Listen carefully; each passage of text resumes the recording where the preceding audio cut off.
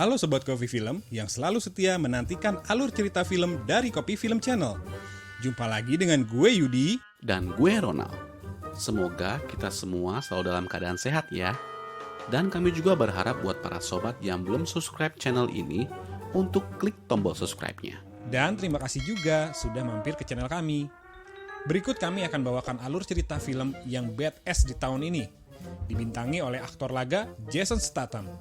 Mari kita meluncur ke alur cerita film dengan judul Wrath of Man. Seruput dulu. Cerita dimulai dengan adegan perampokan mobil baja yang membawa uang oleh sekelompok orang yang menyamar menjadi pekerja yang sedang memperbaiki jalan. Di mana para penjaga mobil tersebut dipaksa turun dan juga mereka ditembaki sob. Lalu mereka merampok uang yang ada di dalam mobil itu. Scene kemudian berganti dengan adegan seorang pria bernama Patrick Hill yang sedang melamar pekerjaan di sebuah perusahaan truk lapis baja. Sang manajer memberitahu segala resiko yang bisa terjadi jika bekerja di sini. Beberapa saat kemudian datanglah Bullet. Dia adalah orang yang akan mengetes kemampuan Patrick dalam fisik, menembak, dan membawa truk.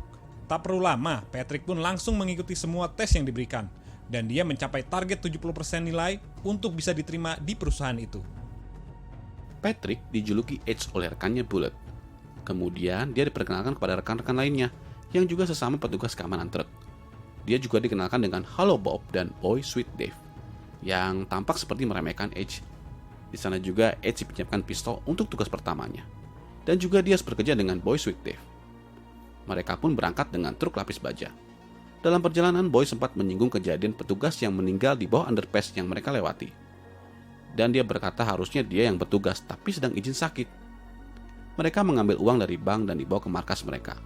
Tugas pertama sepertinya mudah. Saat akan pulang, Bullet sempat mengajak Edge untuk bermain biliar. Dan saat di depan mesin absen, tampak Edge seperti memfoto semua nama kru. Ada apa ya? Keesokan harinya, tampak Dave dan Edge menunggu di mobil. Sedangkan Bullet sedang mengambil uang.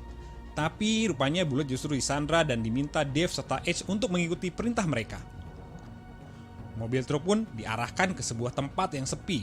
Di sana para perampok sudah menunggu. Di situ Dave tampak sangat ketakutan, sedangkan Edge terlihat sangat santuy sob. Awalnya mereka menuruti semua perintah dari perampok. Namun Edge langsung menembak salah satu sopir perampok, disusul dengan para perampok lainnya. Edge bahkan mengejar salah satu perampok dan sempat menanyakan siapa bos mereka dan ditembak. Di kantor Bullet tampak ditanyai oleh polisi tentang kejadian perampokan itu.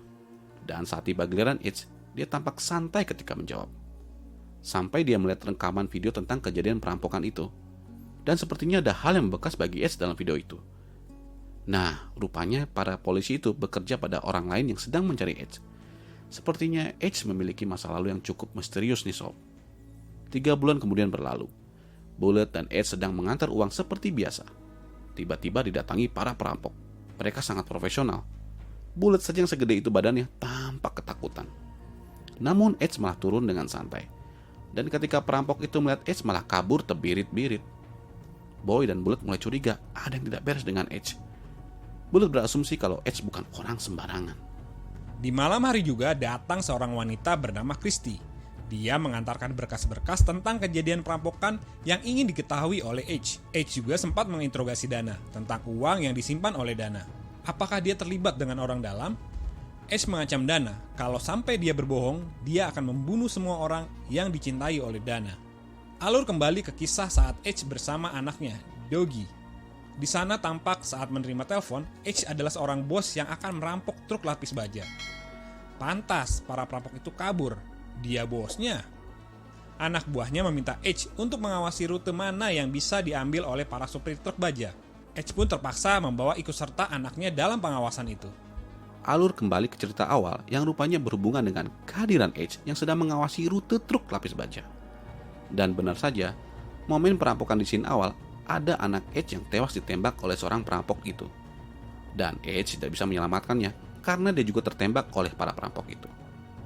Setelah keluar dari rumah sakit, Edge bertemu dengan agen King.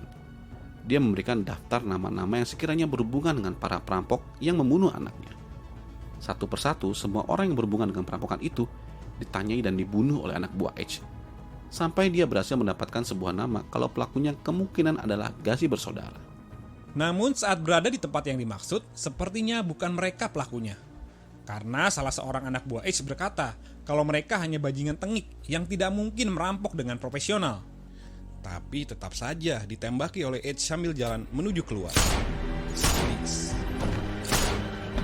Christie juga membuatkan profil baru untuk H agar dia bisa bekerja di Vertigo, perusahaan truk lapis baja.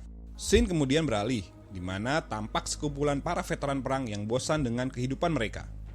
Dan mereka mulai menjadi perampok dengan memulai merampok rumah. Namun rupanya hal itu masih kurang. Dan mereka akan merampok truk membawa uang. Lalu salah satu kru berkata kalau dia punya orang dalam. Dan mereka pun dengan mudah bisa merampok uang dengan menyamar menjadi cleaning service. Saat acara ulang tahun Jackson, sang pemimpin dari veteran ini, mereka merencanakan perampokan yang lebih besar, di mana mereka akan merampok truk lapis baja dengan jumlah yang besar. Dan benar saja rupanya mereka adalah pelaku sebenarnya yang merampok dalam adegan scene awal, dan yang membunuh anak H adalah Jan, dan juga dia menembak H ketika berlari ke arah anaknya. Scene kemudian maju ke bulan berikutnya, dan tampak ketamakan telah menguasai para veteran. Jack berkata akan merampok depo tempat truk lapis baja, di mana di sana terdapat $150 juta yang bisa dirampok. Mereka akan merampok pada saat Black Friday. Oh iya, Black Friday adalah hari menandakannya dimulai musim liburan Hari Raya Natal.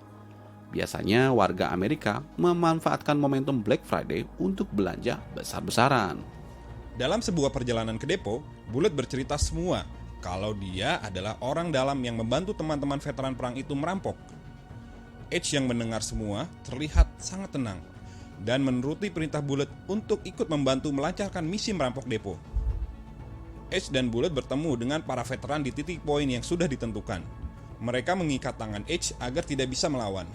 Dan para anggota veteran itu masuk ke dalam truk agar bisa masuk dan menyusup ke dalam depo. Dan yang lainnya mengikuti.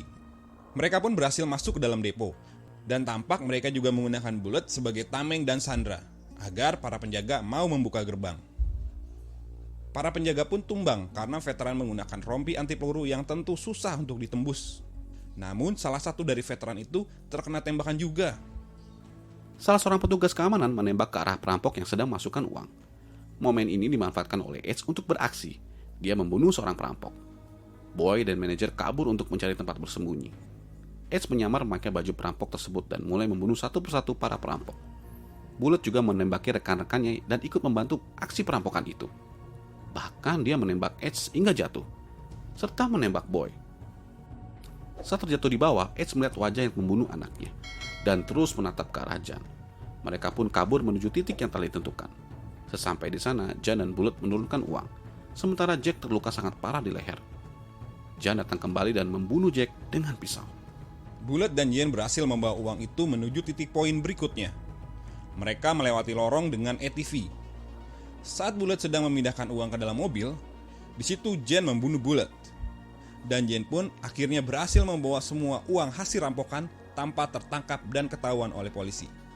Setelah Jen kembali ke apartemennya, rupanya Ed sempat memasukkan handphone ke dalam salah satu tas uang, dan hal itu dapat membuatnya melacak keberadaan Jen.